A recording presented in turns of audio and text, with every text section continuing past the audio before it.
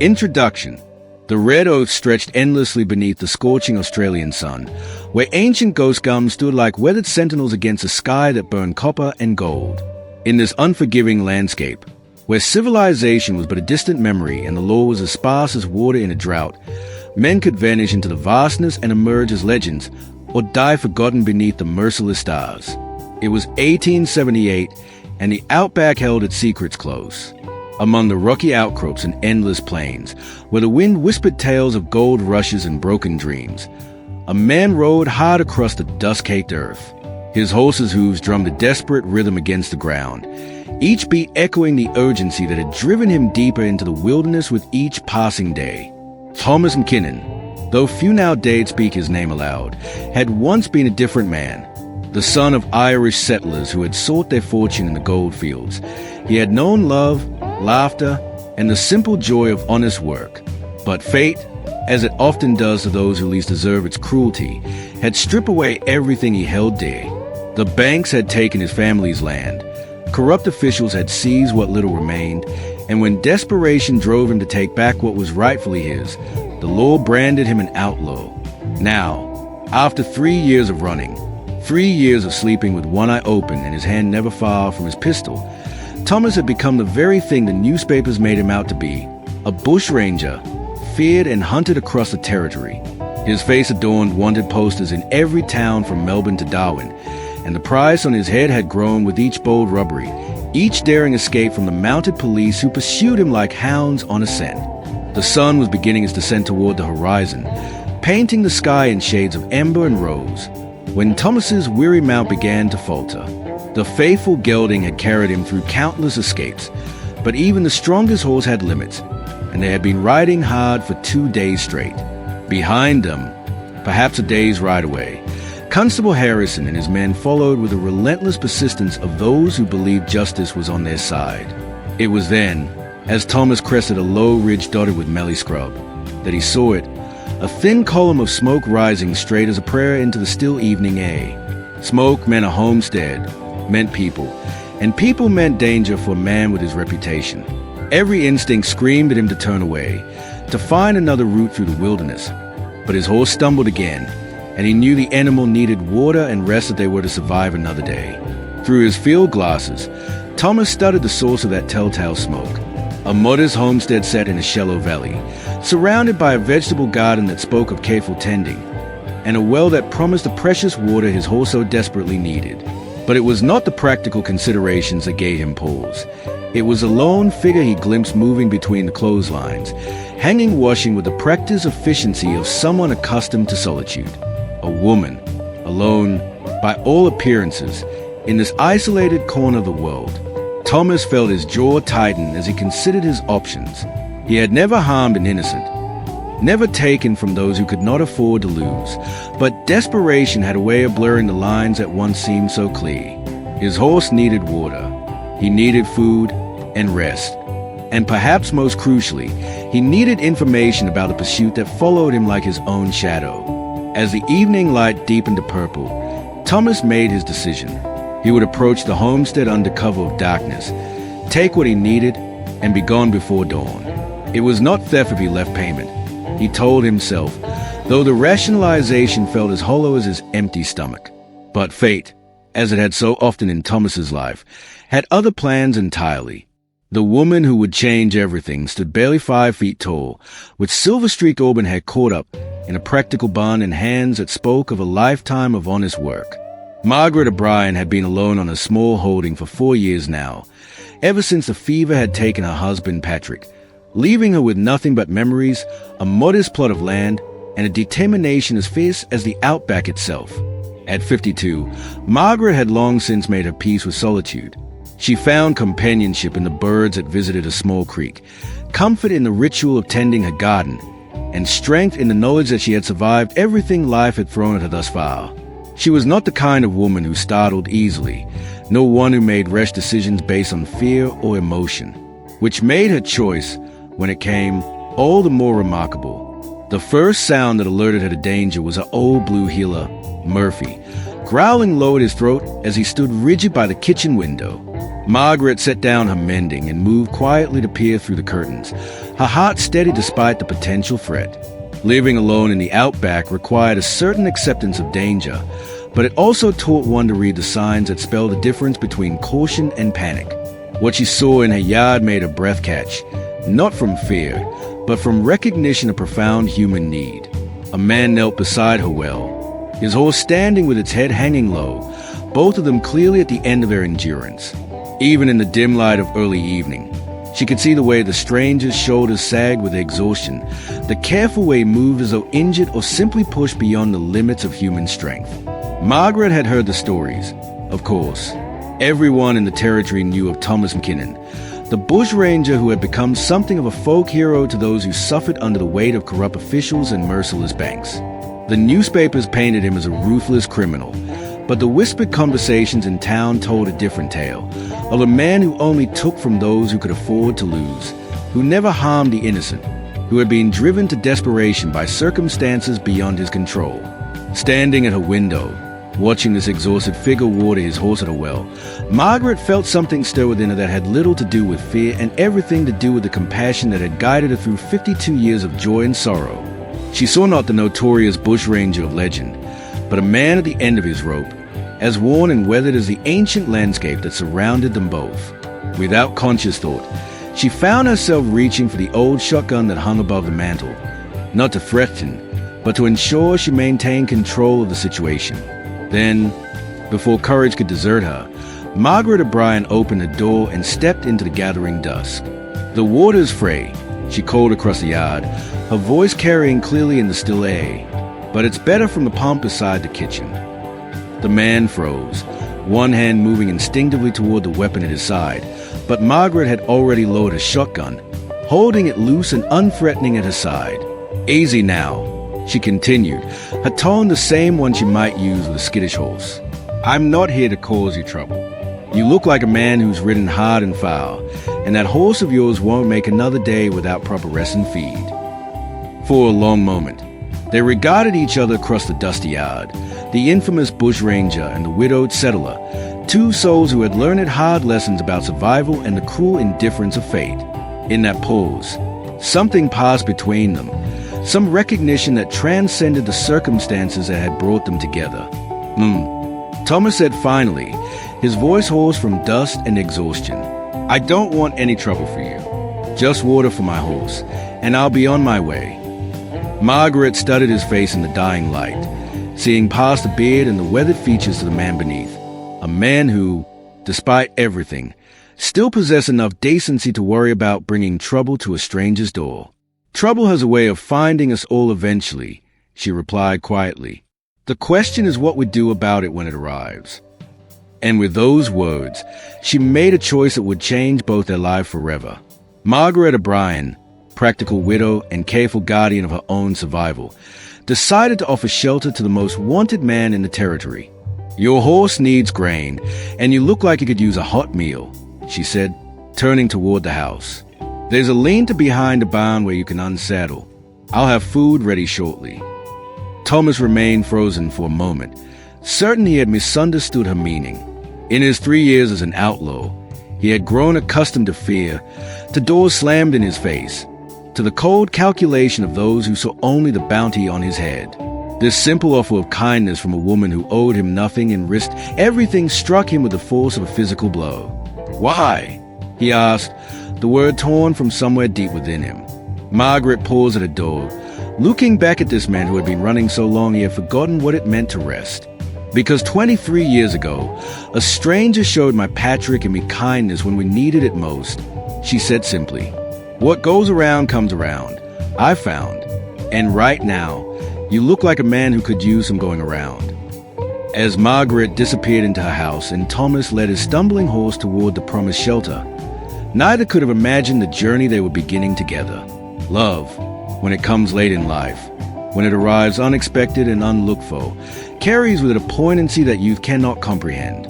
It speaks of second chances and the possibility of redemption, of hearts that have learned to value kindness above passion, understanding above desire. If you've ever believed that it's never too late for love to find you, if you've ever known the power of compassion to transform even the most desperate circumstances, Then settle in for a tale that reminds us all that sometimes the greatest adventures begin not with grand gestures, but with simple acts of human decency. And if this story touches your heart as much as it touched mine when I first heard it whispered around campfires in the Outback, I invite you to join our community by subscribing to hear more tales of love, loss, and the enduring power of the human spirit. There are so many stories waiting to be told. Stories of ordinary people who found extraordinary courage when life demanded it most. Chapter 1. The morning came gently to Margaret's small homestead, as it had for the 4 years since Patrick's death. The sun crept slowly above the eastern hills, painting the sky in soft pastels that seemed almost too delicate for the harsh landscape they illuminated. Margaret had always been an early riser, finding solace in these quiet hours before the heat made outdoor work unbearable. But today she woke with an unusual flood of uncertainty in her chest.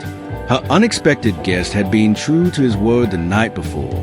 After seeing to his horse, a fine chestnut gelding that spoke of better days and careful breeding, he had accepted her offer of stew and bread with the quiet gratitude of a man unaccustomed to kindness.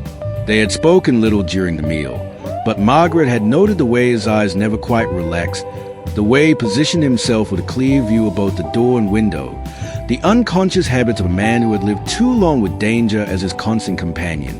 Now, as she prepared her usual breakfast of porridge and tea, Margaret found herself cooking for two. She couldn't say exactly why she assumed he would still be there. Most men in his position would have vanished before dawn, grateful for the respite but unwilling to risk further exposure. Yet something in Thomas McKinnon's manner the night before had suggested a different kind of man than the newspapers portrayed. Her instincts proved correct. Through the kitchen window, she could see him in the yard, already at work repairing a section of fence that had been damaged in the last windstorm. He moved with the easy competence of someone raised to hard work, and Margaret noted how he had positioned himself to keep watch on the road while he labored. Even in acts of gratitude, caution ruled his actions.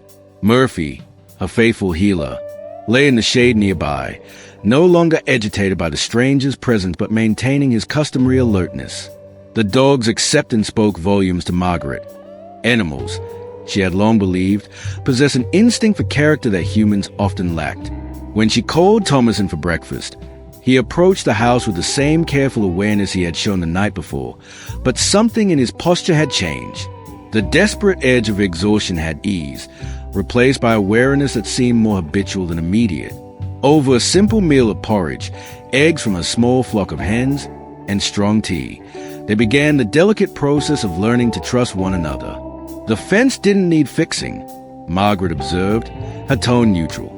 Thomas looked up from his plate, a faint smile touching the corners of his eyes. No, but it will now that the next storm won't find it wanting.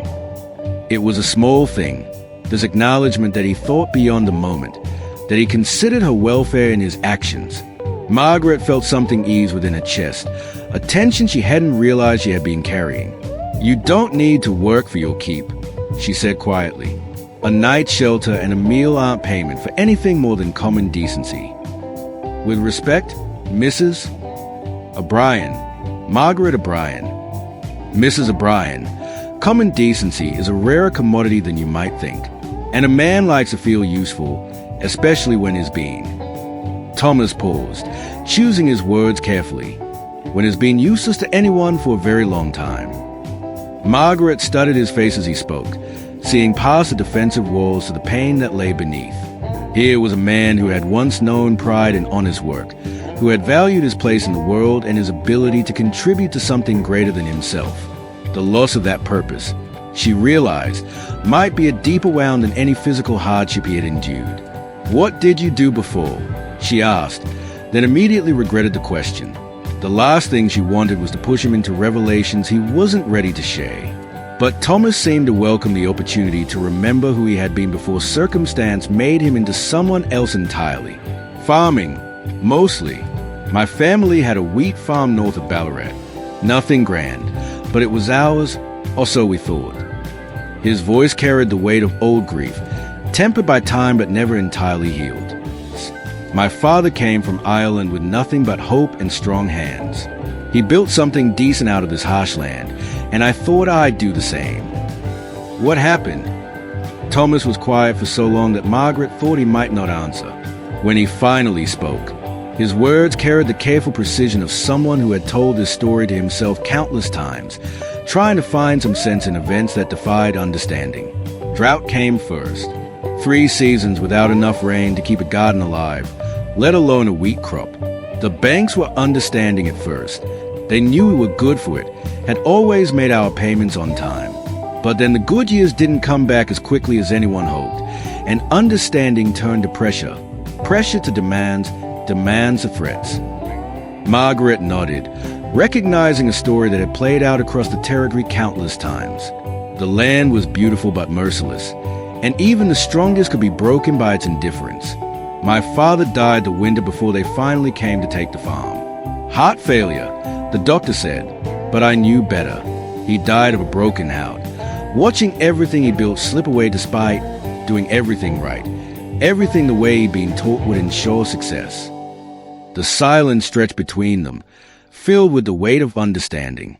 Margaret had seen enough hardship to recognize the particular pain of those who lost everything despite playing by the rules, despite believing that hard work and honest dealing would be enough. The bank offered me work as a hired hand on my own family's land. Thomas continued, his voice barely above a whisper. Can you imagine that? Working for wages on the farm my father carved out of virgin bush, sleeping in the bunkhouse while strangers lived in the home my mother had tended for 30 years.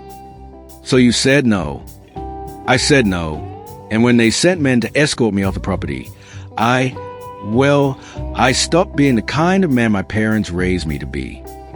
Margaret reached across the small table and covered his work-roughened hand with her own.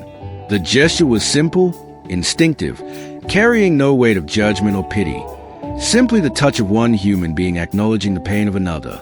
We all make choices we never thought we'd have to make, she said quietly. The question isn't whether we made them, but what we do with ourselves afterward. Thomas looked down at their joined hands, and Margaret saw something shift in his expression. For just a moment, the hunted man disappeared, replaced by someone who remembered what it felt like to be offered comfort without condition. What about you? He asked. How did you end up alone in this place? It was Margaret's turn to choose her words carefully, not from any desire to hide the truth, but from the simple difficulty of distilling a lifetime of joy and sorrow into words that could bridge the gap between strangers. Patrick and I came here 12 years ago. We'd tried farming closer to Melbourne, but the competition was fierce and the land prices kept climbing beyond what we could manage. This plot was cheaper because it was further out, harder to work, but Patrick saw the potential in it. She gestured toward the window, where the morning light revealed the careful cultivation that had transformed harsh ground into productive soil. He had a gift for seeing what things could become, rather than what they were. The creek that runs behind the house was just a seasonal trickle when we arrived, but Patrick knew how to build small dams, how to conserve water from the wet season to carry us through the dry months. He taught me to read the signs in the sky, to know when to plant and when to harvest, to work with the land instead of fighting against it.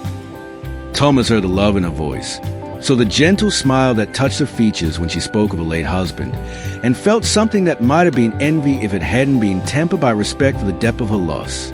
He sounds like a good man. He was not perfect. Lord knows he could be stubborn as a mule when he set his mind to something, and his snoring could wake the dead, but good, decent, the kind of man who would give his last penny to someone who needed it more, even if it meant we went without. How did you lose him? Margaret's smile faded, replaced by the particular sadness of those who have learned to carry grief without being crushed by it. Fever. It came through the district 4 years ago, taking the young and old alike. Patrick fought it for 3 weeks, and I thought he was getting better. He was talking about plans for the spring planting, worrying about whether I'd remember to check the water levels in the eastern paddock. She paused, lost for a moment in memories that could still catch her unprepared. Then one morning, I woke up and he was gone. Peaceful, the doctor said later, like he'd simply decided he was ready to rest. Thomas felt the weight of her loss settle around them both, understanding now the particular courage it had taken for her to offer shelter to a dangerous stranger. She had already experienced the worst that life could offer, the death of someone who had been not just husband but partner, friend, companion in the truest sense of the word.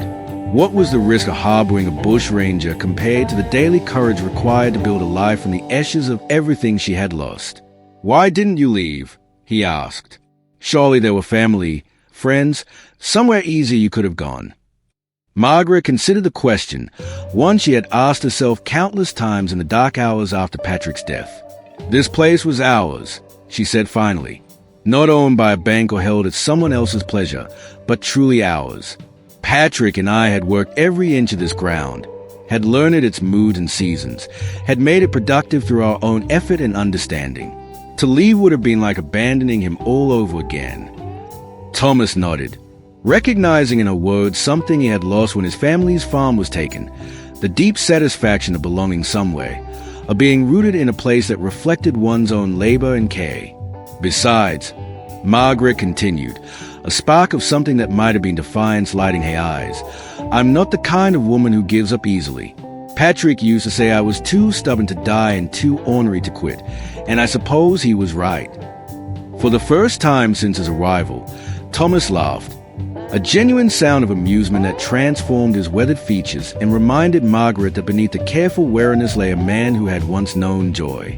"I can see that," he said. "Takes a special kind of stubbornness to offer shelter to a wanted man." "Or a special kind of wisdom," Margaret replied, surprising herself with the words. "Sometimes the most dangerous thing you can do is the safest choice in the long run." They finished their breakfast in comfortable silence, each lost in thoughts that were gradually shifting from wariness to possibility.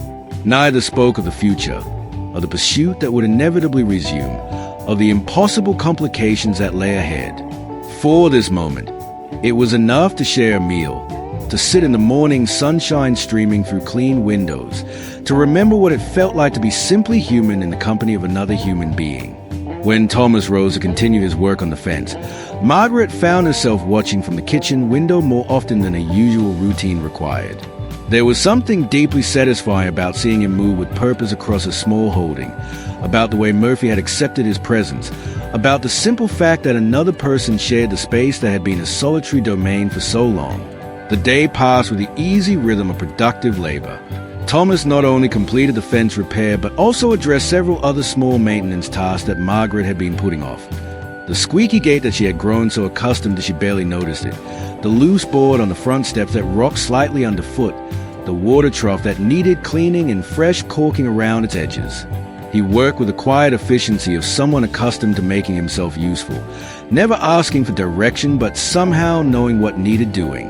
Margaret found herself preparing larger meals than she had in years, taking pleasure in setting the table for two, in having someone to share the small observations and quiet satisfactions that made up the texture of daily life.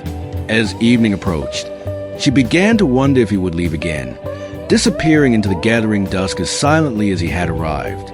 The thought brought with it an unexpected pang of loss, a realization that she had grown more isolated in her years of solitude than she had allowed herself to acknowledge. But when darkness fell and she called him in for supper, Thomas McKinnon accepted her invitation with the same quiet gratitude he had shown the night before. And Margaret O'Brien, practical widow and careful guardian of her own heart, began to understand that some shelters are offered not just to protect others, but to save ourselves from the particular loneliness that comes from having forgotten what it means to share our lives with another soul. The evening brought them together again around her small kitchen table, the lamplight casting warm shadows on walls that had witnessed too many solitary meals. Outside, the Outback settled into its nightly stillness, vast and beautiful and utterly indifferent to the small drama of two people learning to trust one another. But inside Margaret's modest home, something as fragile and precious as new growth had begun to take root. The possibility that even the most unlikely companions might find in each other exactly what they hadn't known they needed. Chapter 2. 3 days passed before either of them acknowledged that Thomas's stay had evolved beyond a single night shelter. 3 days of shared meals and comfortable silences, of small kindnesses offered and received without fanfare, of the gradual easing of defensive walls that had protected them both from further disappointment.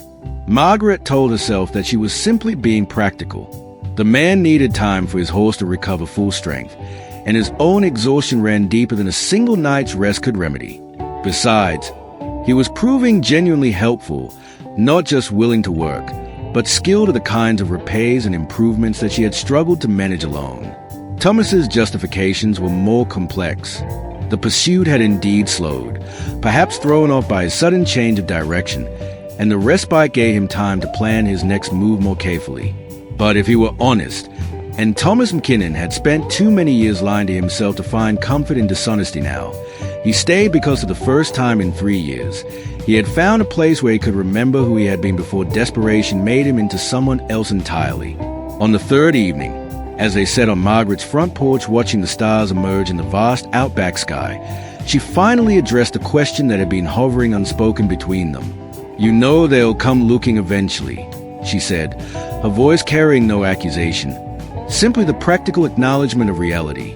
Thomas nodded, his gaze fixed on the southern horizon where a faint glow marked the location of the nearest town, still 2 days' hard ride away. Constable Harrison is persistent, I'll give him that, and he knows his territory better than most. Will they search individual homesteads? If they are desperate enough. Harrison's been chasing me for the better part of 2 years. It's become personal for him. Margaret absorbed this information without visible alarm, though Thomas noticed the way her fingers tightened slightly on the arms of a chair. "There's a root cellar beneath the pantry floor," she said quietly. "Patrick built it to store vegetables through the hot months, but it's large enough for a man to hide if needed. The entrance is well concealed." The simple offer of continued sanctuary struck Thomas with unexpected force. She was not just willing to harbor him for a few days' rest, but prepared to actively protect him from discovery. The risk she was accepting, for him, a man she had known less than a week, spoke to a kind of courage that had little to do with physical bravery and everything to do with moral conviction. "Margaret," he said, using her given name for the first time, "you need to understand what you're offering. If they find me here, you'll be charged as an accomplice. At minimum, you'd lose this place. More likely, you'd face prison time." She turned to look at him then, her gray eyes steady in the lamplight that spilled from the kitchen window. "Do you think I haven't considered that? I'm not a foolish woman, Thomas McKinnon. I know exactly what I'm risking." "Then why?" Margaret was quiet for a long moment, her gaze returning to the star-filled sky that stretched endlessly above them. When she finally spoke, her words carried the weight of careful thought and deeper understanding. "Because sometimes the right thing to do isn't the safe thing to do. Because I've spent 4 years learning to live without fear of tomorrow, and I'm not about to stop being afraid now. And because..."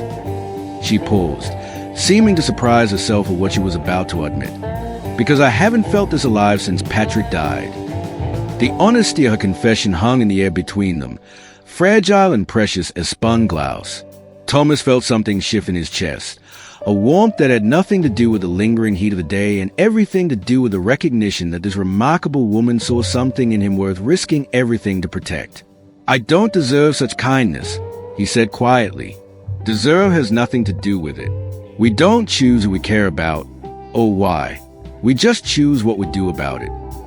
That night, Thomas lay awake in the small room Margaret had offered him, Patrick's former study, converted now into a simple but comfortable guest chamber. The bed was narrow but clean, the mattress softer than anything he had known in 3 years of sleeping rough. And yet rest eluded him. Her words echoed in his mind, challenging assumptions he had carried about his own worthiness, about the possibility of redemption, about whether a man who had lost everything could ever find his way back to something approaching grace. When sleep finally came, it brought dreams not of pursuit and violence, but of morning sunlight streaming through clean windows, of shared meals and quiet conversation, of a woman's gentle hands tending a garden with the same patient care she had shown in offering him sanctuary. The next morning brought an unexpected test of their growing bond. Margaret woke to find Thomas already up and about, but instead of his usual calm competence, he moved with the restless energy of a caged animal. His eyes held the wariness she had first seen 4 nights ago, and he started visibly when she entered the kitchen. "What is it?" she asked, recognizing the signs of a man responding to danger she could not yet perceive. "Riders," he said shortly, still distant, but coming this way, 3 of them moving fast. Margaret felt her heart skip, but forced herself to remain calm. If this was the moment of testing, She would not fail it. How long do we have? An hour, maybe 2 if they stop to rest their horses. Without hesitation, Margaret began clearing the evidence of his presence. The second plate from breakfast, the men's clothes she had been mending, the extra blanket from the chair beside the fire. Thomas watched her efficient preparations with something approaching awe. There was no panic in her movements, no recrimination for the danger he had brought to her door. Simply the practical competence of a woman determined to protect what mattered to her. The cellar, she said, lifting the concealed trapdoor in the pantry floor to reveal the hiding place she had offered. There's water and food stored down there, and enough air to last a day if needed. Thomas hesitated at the threshold, struck suddenly by the full magnitude of what she was doing for him. If something goes wrong, he began. Nothing will go wrong, Margaret interrupted firmly. I've been managing visitors on this homestead for 12 years. I know how to handle men who ask too many questions. As Thomas descended into the root cellar and Margaret carefully replaced the trapdoor and repositioned the sacks of flour that concealed it, neither of them could have predicted how this first crisis would transform their relationship. Trust, when it is tested and proven sound, becomes something stronger than mere belief. It becomes certainty, the foundation upon which deeper intimacy can be built. The riders, when they arrived, proved to be exactly what Thomas had feared. Constable Harrison and 2 of his men, their horses lathered with sweat and their faces set with the determination of men following a hot trail. Margaret met them in a dooryard with the same calm hospitality she might have shown any travelers, offering water for their mounts and tea for themselves. Harrison was a lean, weathered man with intelligent eyes and the bearing of someone accustomed to authority. He accepted Margaret's offer of refreshment with polite gratitude, but his gaze never stopped moving, cataloging details, searching for signs of recent visitors. We are tracking a dangerous man, Mrs. O'Brien, he said, settling into the chair she offered on her front porch. Thomas McKinnon, the Bushranger. We have reason to believe he passed through this area recently. Margaret poured tea with steady hands, her expression showing nothing more than mild interest. I haven't seen any strangers recently. Constable, it's been quite peaceful here. Is a clever one, this McKinnon. Knows how to cover his tracks, how to avoid the main roads. But his horse threw a shoe about 10 miles south of here, and we found signs that he was heading in this direction. I'm sorry I can't be of more help. As I said, it's been very quiet. Harrison studied her face as she spoke, looking for the tells that marked deception. The inability to maintain eye contact, the slight tremor in voice or hands, the defensive posturing that guilt produced in most people. He found none of these things. Margaret O'Brien met his gaze directly. Her men are neither overly helpful nor suspiciously resistant. You live here alone? I do. My husband passed 4 years ago. That must be difficult. Isolated as you are, I'd think you'd be grateful for any protection the law could offer. Margaret smiled, and there was steel beneath the surface warmth. I've learned to take care of myself, Constable, and I've found that honest people have little to fear from being alone. The implicit challenge in her words was subtle but unmistakable. Harrison, who prided himself on reading people accurately, found himself grudgingly impressed by this composed widow who seemed utterly unintimidated by his authority. They remained for nearly 2 hours, watering their horses and allowing the animals to rest from their hard ride. Harrison's men searched the obvious places, the barn, the outbuildings, the immediate vicinity of the house, while their leader continued his careful questioning of Margaret. But her story never wavered, her manner never cracked, and gradually Harrison began to accept that his quarry had indeed passed his homestead by without stopping. If you do see anything unusual, he said as they prepared to depart, any sign of McKinnon or anyone else who might be harboring him, you'll send word immediately. Of course, Constable, I have no desire to see dangerous men roaming free in my district. Only after the sound of their horses' hooves had faded completely into the distance did Margaret return to the pantry and lift the concealed trapdoor.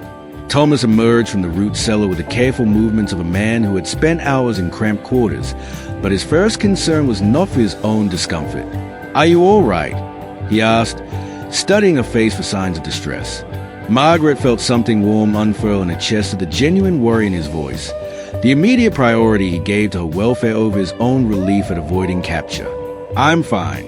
Better than fine, actually. I haven't felt so useful in a very long time. Thomas stepped fully into the kitchen and, without conscious thought, reached out to take her hands in his own. The gesture was instinctive, born of gratitude and something deeper, a recognition that this woman had just proven herself willing to lie to law enforcement to protect him, to risk everything she had built for a man society labeled a criminal. "Thank you," he said, the words carrying the weight of everything he couldn't yet articulate. Not just for hiding me, but for not being afraid of me, for seeing something worth protecting. Margaret looked down at their joined hands, surprised by how right it felt to be touched with such careful reverence. Patrick had been gone 4 years, and she had grown accustomed to the absence of human contact, had almost convinced herself that such needs were behind her now. But Thomas's touch awakened something she had thought lost forever, the simple pleasure of being important to another person, of mattering in ways that went beyond mere survival. "I see a good man who's made some hard choices," she said quietly. "I see someone who's been pushed past his limits but hasn't lost his essential decency. And I see..." She hesitated, then met his eyes with characteristic directness. "I see someone I've grown to care about more than wisdom would recommend." The admission hung between them, honest and vulnerable in a way that made Thomas's breath catch. Here was a woman who had already risked everything for him, now offering something even more precious, her heart, given freely despite the impossibility of their situation. "Margaret," he said, her name a whisper of wonder and regret. "I have nothing to offer you but danger and uncertainty. I'm a wanted man with no future beyond the next day's survival. Do you think I don't know that? Do you think I'm some foolish girl who believes love conquers all?" Her tone held gentle amusement rather than offense. "I'm 52 years old, Thomas. I've buried a husband and built a life from nothing. I know the difference between romantic fantasy and the choice to care about someone despite the obstacles." Thomas felt the walls he had built around his heart begin to crumble under the steady pressure of her honesty. For 3 years, he had survived by thinking only of the immediate moment, by refusing to allow himself to imagine any future beyond escape and survival. But standing in Margaret's kitchen, holding her callous hands in his own, he began to glimpse the possibility of something he had thought lost forever, the chance to matter to another person, to be valued not for what he could provide or protect against, but simply for who he was beneath all the accumulated grief and desperation. "I care about you too," he said finally, the words torn from somewhere deep within him. "More than I have any right to. More than is safe for either of us." Margaret smiled then, and Thomas saw in her expression something that transformed her entire face. Not the careful pleasantness she showed to the world, but the radiant joy of a woman who had found something precious and unexpected in the midst of an ordinary life. "Then we understand each other," she said simply, "and that's enough for now." The days that followed their first crisis established a new rhythm between them, one marked by increasing intimacy and deepening trust. Thomas threw himself into the work of improving Margaret's small holding with the focused intensity of a man who had found purpose after years of aimless survival. He repaired the roof over the chicken coop, strengthened the fencing around her vegetable garden, and began construction of a small irrigation system that would capture more of the seasonal rainfall. Margaret, for her part, found herself rediscovering the small pleasures of domestic life when shared with someone who appreciated her efforts. She took greater care with meals, experimented with recipes she hadn't attempted since Patrick's death, and found herself humming while she worked. Small changes that spoke to a fundamental shift in how she saw herself and her world. Their conversations, too, evolved beyond the careful politeness of strangers. Thomas began sharing memories of his life before desperation changed him. Stories of his parents, of the farm that had been his family's pride, of dreams that had seemed achievable before drought and economic disaster intervened. Margaret, in turn, opened up about her marriage to Patrick, about the challenges they had faced together, about the particular loneliness of widowhood in a landscape that demanded constant vigilance and hard work. "He would have liked you," she said one evening as they sat on the front porch, watching the sun set over the distant hills. Patrick had an eye for character, for the kind of man who could be trusted when things got difficult. "What makes you think I can be trusted?" Thomas asked, genuinely curious about her assessment of his character. Margaret considered the question seriously, as she did most things. Small things, mostly. The way you position yourself to protect me even when you're the one in danger.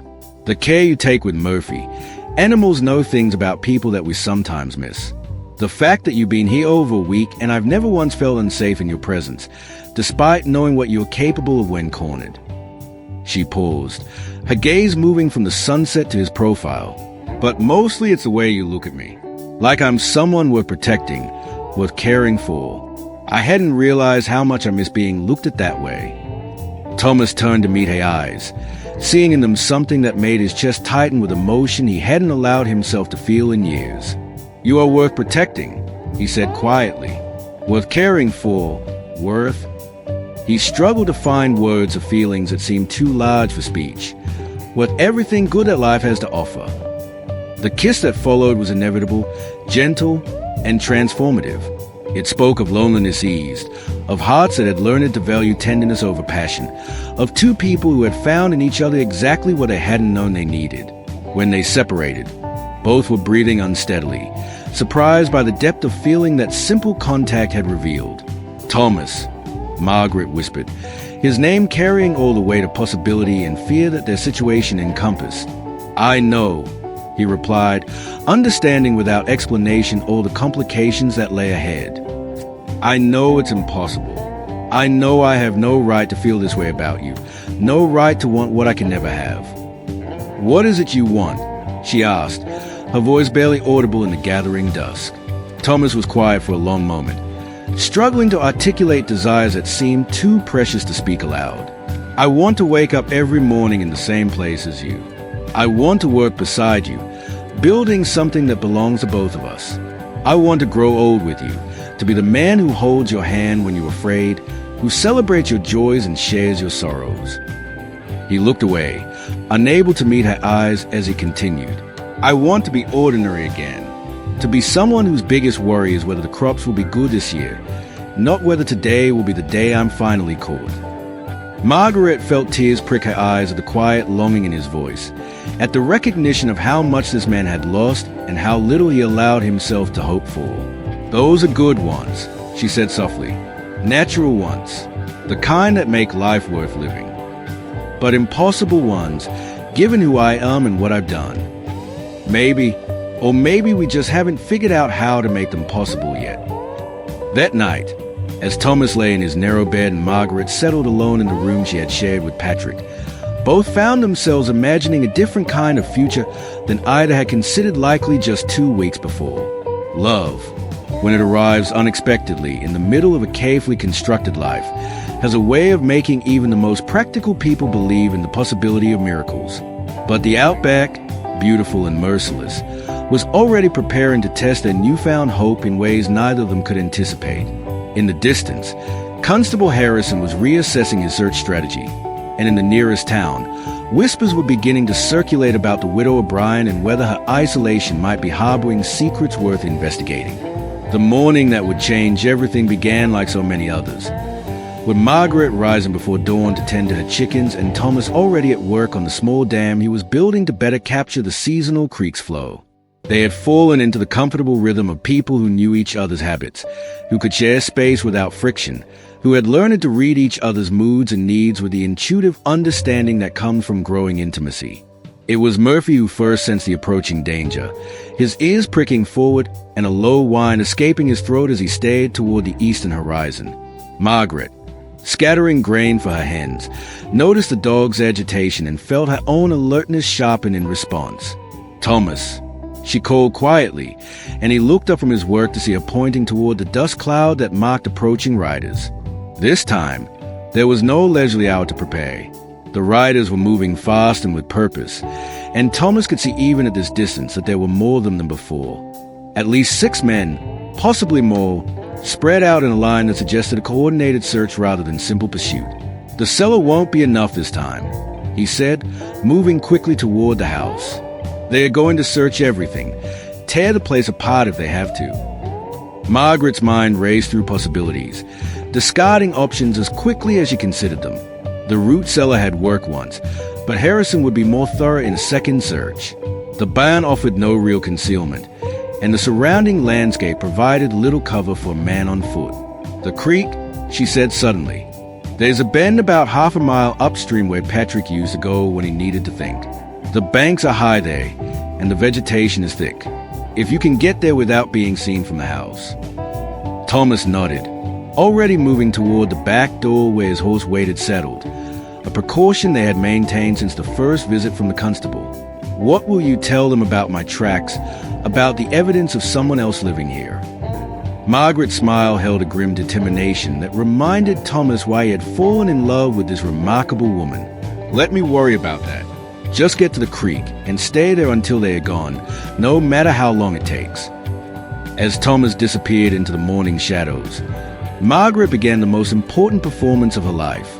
She changed quickly into her oldest work dress, mussed her hair slightly, and began preparing what looked like a meal for one person while simultaneously creating the kind of controlled chaos that would suggest a woman surprised by early visitors while going about her normal routine.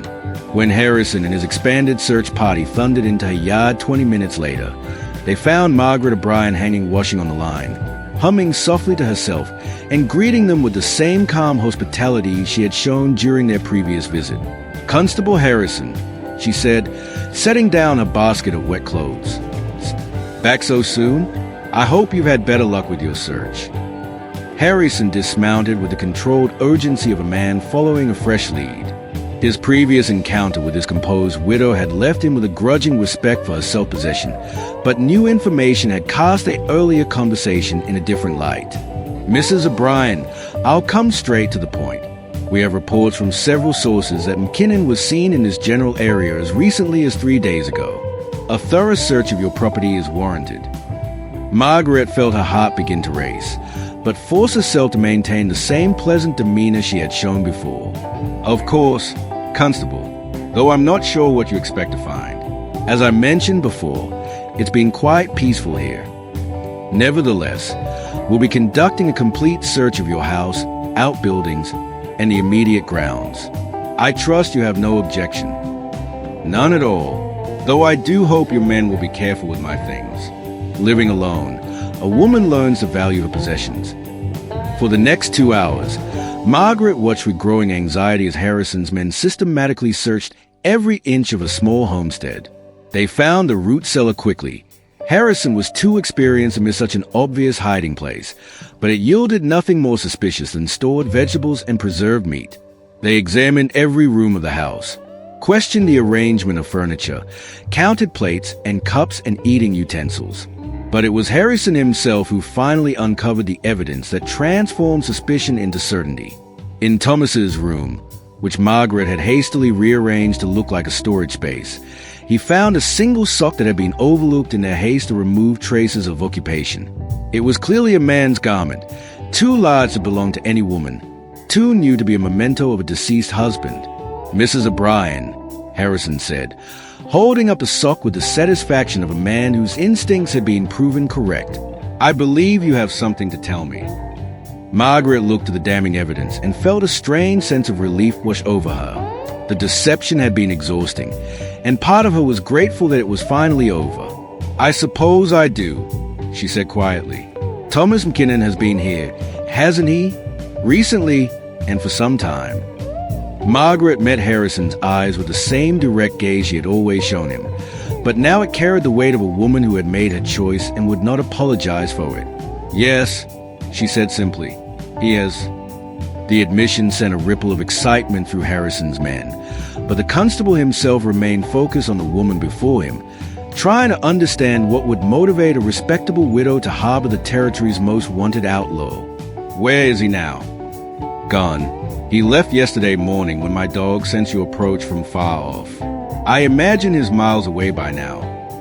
It was a lie, but spoken with such calm certainty that even Harrison found himself almost believing it. "Almost. Mrs. O'Brien, I'm going to ask you one more time, and I want you to think very carefully before you answer. Do you know where Thomas McKinnon is at this moment?" Margaret held his gaze steadily, her voice carrying no trace of deception when she replied. I do not know where Thomas McKinnon is at this moment, Constable Harrison. It was technically true. She knew he was somewhere along the creek, but not his exact location. The distinction was slight, but it allowed her to speak with a ring of honesty that Harrison had learned to recognize. The constable studied her face for a long moment, then made a decision that would haunt him for the rest of his career. Search the creek bed, he told his men. Both directions, as far as you can go on foot. Look for tracks, for any sign of recent passage. And be thorough. McKinnon is clever and desperate. As the search party spread out along the waterway, Margaret felt her composure finally begin to crack. If they found Thomas, everything she had risked would be for nothing. If they captured him, she would never forgive herself for being the cause of his downfall. But the creek, with its high banks and thick vegetation, had been chosen well. Thomas had found a narrow depression carved by years of seasonal flooding, concealed by overhanging branches and accessible only by crawling through dense brush that showed no obvious sign of recent disturbance. He lay motionless in the shallow hollow, listening to the sounds of the search passing both above and below him, and marveled at the courage of a woman who had risked everything to give him this chance at freedom. After 3 hours of fruitless searching, Harrison finally called his men back to the homestead. His frustration was evident in the set of his shoulders, the sharp edges of his commands. He had been certain that this time he would finally capture his elusive quarry, and the failure stung more than he cared to admit. "Mrs. O'Brien," he said, approaching Margaret where she sat on her front porch, apparently calm but inwardly trembling with relief. "I want you to understand that harboring a fugitive is a serious crime. If we discover that you've helped McKinnon in any way, or if he returns to your property, you will face the full consequences of the law." "I understand, Constable," Margaret replied quietly, "and I want you to understand that I'm a law-abiding citizen who has cooperated fully with your investigation." Harrison stared at her for a long moment, frustrated by his inability to break through a composed facade to find the crack that would reveal the truth he was certain lay beneath her careful responses. "We'll be watching this place," he said finally. "Any unusual activity, any sign that McKinnon has returned, and we'll know about it. As is your duty, I'm sure." As the search party finally departed, Margaret remained on her porch until the dust of their passage had settled completely.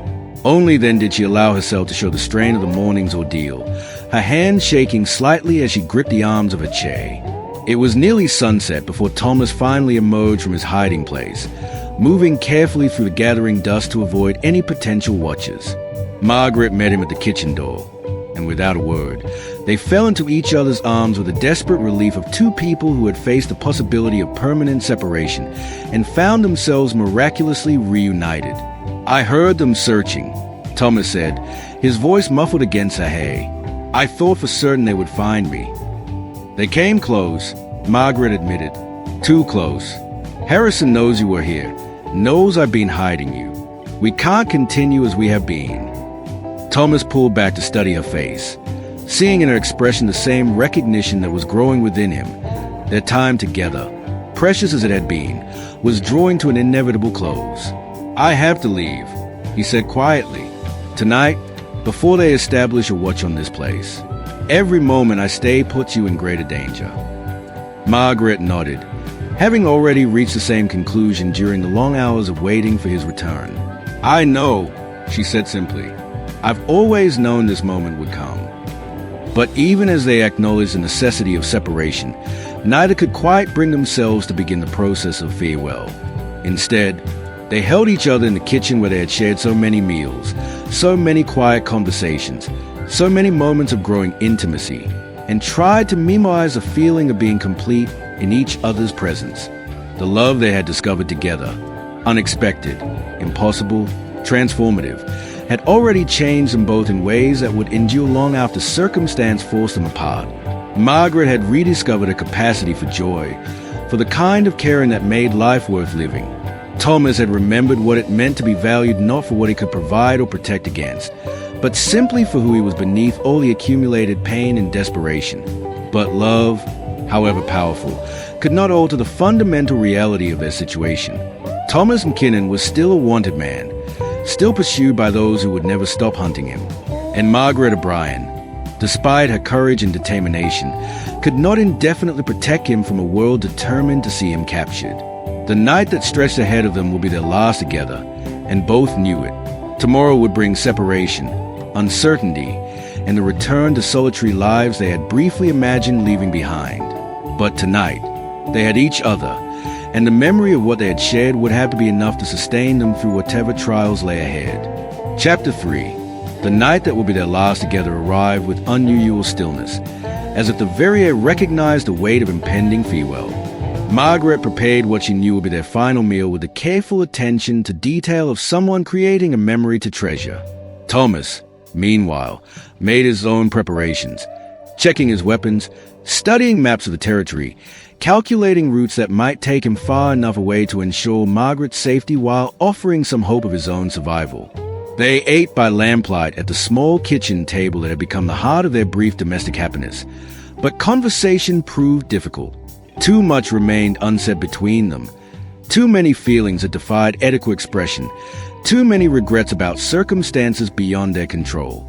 Finally, as Margaret cleared away the dishes with unusual slowness, Thomas spoke the words they both had been avoiding. "I'll leave before dawn. The darkness will give me several hours head start before they realize I'm gone." Margaret nodded without turning around, her hands busy with the familiar ritual of washing up.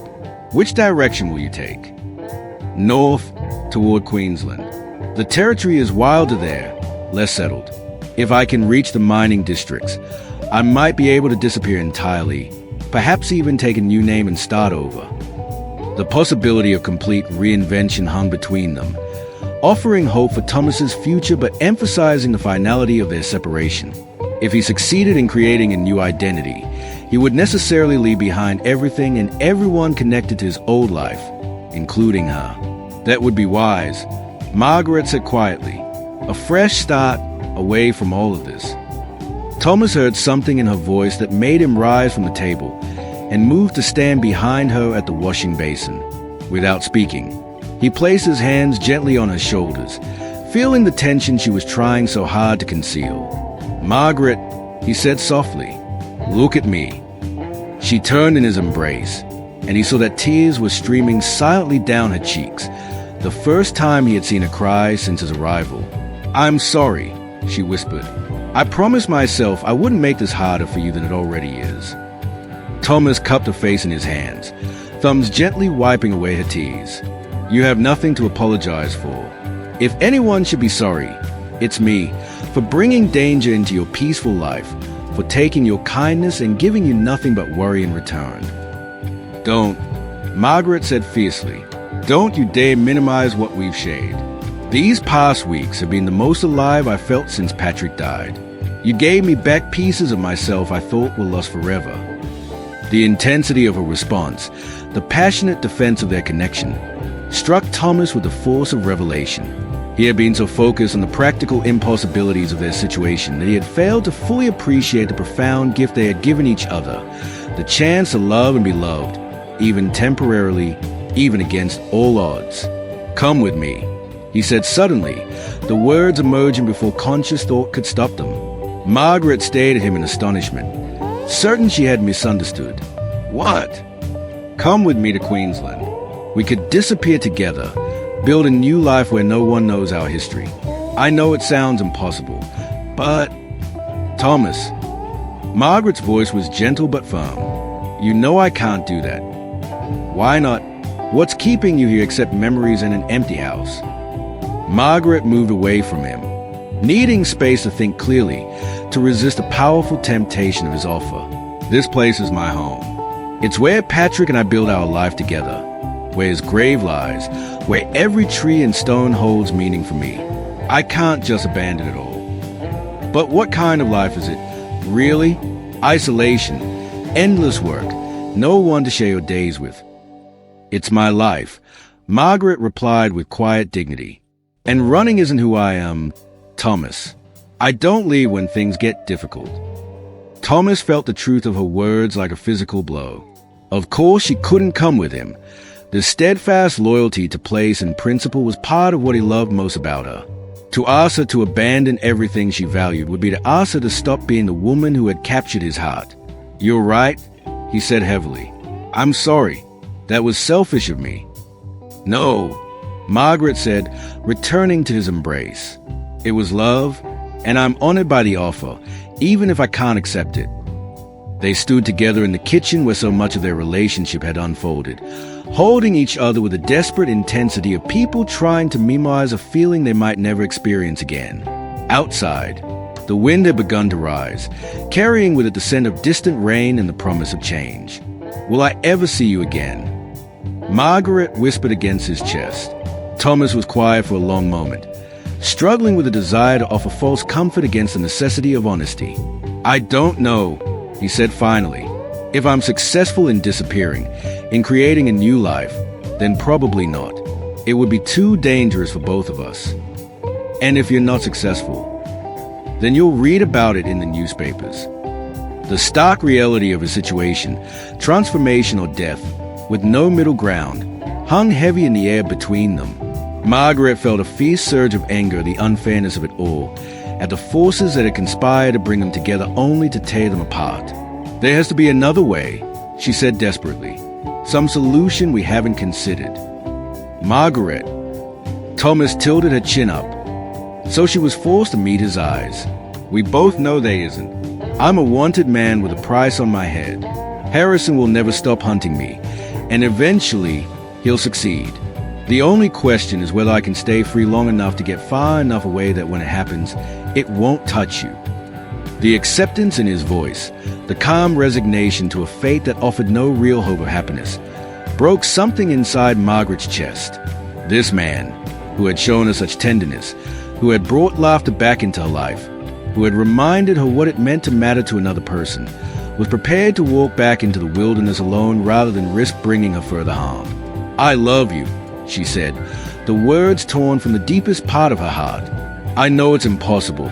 I know it doesn't change anything, but I need you to know that what I feel for you is real. Not gratitude, not loneliness, not the foolish fancy of a middle-aged woman, but love, true and deep and transforming." Thomas felt his carefully constructed composure crumble under the weight of a confession. Throughout his years as an outlaw, he had survived by keeping his emotions locked away, by refusing to allow himself to want anything beyond immediate survival. But Margaret had broken through every defense, had reminded him that he was still capable of feeling, still worthy of being loved. "I love you too," he said, his voice hoarse with emotion. "More than I ever thought possible, more than is wise or safe or practical. You've given me back my humanity, Margaret. Whatever happens next, I'll carry that gift with me always." What followed was inevitable. The desperate coming together of two people who knew their time was running out, who needed to express in touch what words could never adequately convey. They made love with the passion of those who understand that some opportunities come only once, that some connections are too precious to be preserved by caution. In Margaret's bedroom, by lamplight that painted their skin in gold and shadow, they discovered in each other's bodies the same generous tenderness that had marked their emotional connection. Thomas worshipped her with the reverence of a man who had forgotten what it meant to be gentle, while Margaret offered herself with the complete trust of a woman who had found someone worth the risk of vulnerability. Afterward, they lay entwined in the narrow bed, mapping each other's faces with fingertips that trembled with the knowledge of approaching farewell. Neither spoke of the future, of the loneliness that awaited them both, of the impossibility of their situation. For these stolen hours, it was enough to exist in the present moment, to memorize the weight of a beloved body, to breathe in the scent that would haunt dreams for years to come. "I want you to know," Margaret said as the first pale light of dawn began to show at the window, "that I regret nothing. Not the risk I took in sheltering you, not falling in love with you, not this night we've shared. Whatever consequences I face, they are worth it for what we've had together." Thomas pressed his lips to her forehead, his heart breaking with the knowledge that he would carry this moment with him into whatever uncertain future waited. "You've saved my life in more ways than you know," he replied. "Not just by hiding me from Harrison, but by reminding me who I used to be, who I might be again if I can find the courage to try." The approaching dawn could no longer be ignored. Thomas rose from the bed and began dressing with the efficient movements of a man accustomed to quick departures. Margaret watched from beneath the covers, committing to memory the sight of him moving through a room, the casual intimacy of shared space that would soon be nothing more than a cherished recollection. "Take this," she said, reaching into the drawer of a bedside table to retrieve a small leather pouch. "It's not much, but it should buy you supplies for several weeks." Thomas hefted the pouch, feeling the weight of coins within. "I can't take your savings, Margaret. You'll need this money. I need to know you have a chance at survival more than I need to keep a few pounds in reserve. Please, let me do this one last thing for you." The quiet desperation in her voice convinced him to accept the gift, though it felt like yet another burden of guilt to carry along with all the others. Outside, his horse waited with the patient endurance of an animal accustomed to uncertain schedules. Thomas settled the gelding with practiced efficiency, while Margaret prepared a pack of food that would sustain him for several days on the trail. When all was ready, they stood together in the pre-dawn darkness, neither willing to speak the words that would make his departure final. "If things change," Thomas said finally, "if I somehow find a way to make this right, to clear my name or at least escape the worst of the charges, I'll be here," Margaret finished. "For as long as I'm able, I'll be here." It was a promise she could make honestly, though both knew the likelihood of its fulfillment was remote. Thomas McKinnon would disappear into the vast Australian interior, and Margaret O'Brien would return to a solitary life on the small homestead where they had discovered love in the most unlikely circumstances. Their final kiss was brief, almost formal, as if by limiting its intensity they could somehow minimize the pain of separation. Then Thomas mounted his horse and rode away into the grey light of dawn, not looking back because they both understood that to do so would shatter the composure that was keeping them both functional. Margaret stood in a dooryard until the sound of hoofbeats faded completely, then returned to her empty house to begin the process of learning to live alone again. The rooms felt impossibly large without Thomas's presence, the silence oppressive after weeks of shared conversation and comfortable companionship. But even as grief threatened to overwhelm her, Margaret held fast to the truth she had spoken in the darkness. She regretted nothing. The love she had found with Thomas McKinnon had been real and transforming, a gift that had reminded her of her capacity for joy, for connection, for the kind of caring that made life worth living. The fact that it had been temporary did not diminish its value. If anything, its brevity made it more precious, like a perfect flower that blooms for only one season but leaves behind seeds that will grow in unexpected places. 3 weeks later, Constable Harrison returned to Margaret's homestead with the news she had been dreading and hoping for in equal measure. "McKinnon's trail has gone cold," he admitted, his frustration evident in every line of his weathered face. "We tracked him north for 5 days, then lost him completely in the rough country beyond Charleville. It's as if he simply vanished." Margaret accepted this information with the same calm composure she had shown throughout the entire ordeal, though inwardly she felt a surge of relief so intense it left her lightheaded. "I'm sorry you weren't successful, Constable," she said politely. Harrison studied her face one final time, still convinced that this composed widow knew more than she was revealing, but unable to prove it. "If he contacts you," he said, "if he ever tries to return here, you'll be the first to know," Margaret replied, meeting his gaze steadily. After Harrison's departure, Margaret walked to the small rise behind her house where Patrick lay buried beneath a simple stone marker. The view from this spot encompassed her entire holding. The vegetable garden Thomas had helped expand, the improved fencing he had installed, the small dam that would conserve precious water for years to come. "I hope you understand," she said aloud, addressing both the man who had shared 23 years of her life and the one who had shared only a few weeks but changed her just as profoundly. "I hope you both understand that love isn't diminished by being shared, that caring for one doesn't mean forgetting the other." The wind carried her words away across the endless landscape, and Margaret felt a sense of peace settle over her that had nothing to do with the resolution of external conflicts and everything to do with the quiet satisfaction of having lived fully, of having opened her heart despite the risks, of having chosen compassion over caution when it mattered most. Years passed, and Margaret O'Brien continued to tend her small homestead with the same patient determination that had sustained her through loss and love and everything in between. Occasionally, travelers would stop for water and rest, and she always welcomed them with the same generous hospitality she had once offered a desperate bushranger. Some of these visitors brought news from the outside world, reports of political changes, economic developments, social transformations that seemed distant and unimportant from an isolated perspective. But one piece of news, arriving 5 years after Thomas's departure, struck her with the force of a physical blow. A traveling merchant, grateful for a night shelter during a fierce storm, mentioned almost casually that Thomas McKinnon, the notorious Bushranger, had finally met his end in a confrontation with police near the Queensland border. Shot down like a dog, the merchant said with the callous indifference of someone relating distant events. Though some say he was trying to surrender when it happened. Either way, the territory's well rid of him. Margaret excused herself from the conversation, claiming fatigue, and spent the remainder of the night walking the boundaries of a property under stars that seemed dimmer than usual.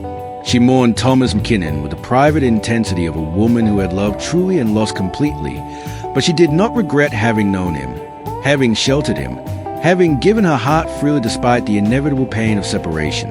The love they had shared, impossible, transforming, brief as a desert flower, had enriched her life in ways that endured long after its source was gone.